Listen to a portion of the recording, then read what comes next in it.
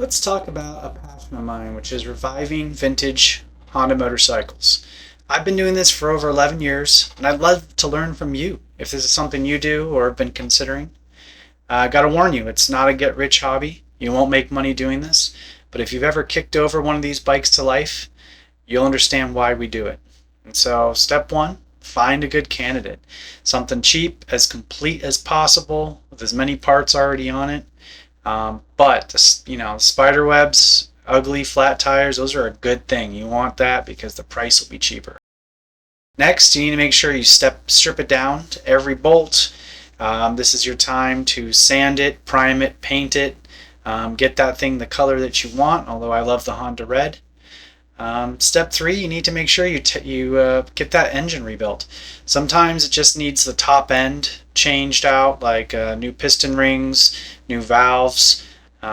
Sometimes you have to bore the cylinder, but that's the important part, is just getting it back and ready. And then finally, you need to reassemble all the parts, and this can be tricky. Sometimes you've got to watch YouTube videos.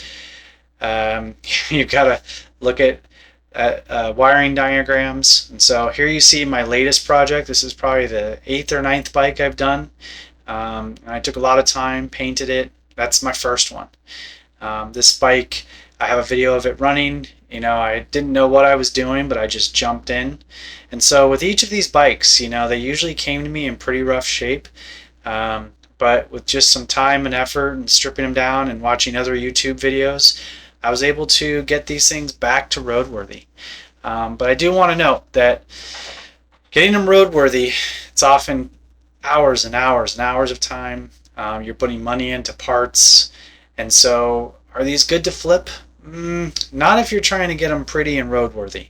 They only sell for $1,000 or $2,000 with the title. And you're going to spend that in parts and way more than that in time. And so I think if you just want to make money, then you should buy a parts bike for $100 and then break it apart and sell the parts on eBay. Each part on this bike costs between $10 and $50, and there are a lot of parts. So something to keep in mind as a seller and as a buyer. If you get one that needs a lot of parts, it's expensive. On the other hand, people need those parts, and so if you want to make money flipping and selling, you can do that as well. Fun passion. What about you? What do you ride? What would you flip? Or would you try and get these things restored and back on the road as well? Let me know. Like and subscribe. I'd love to hear from you. Love to see your comments. Love to learn what you're passionate about.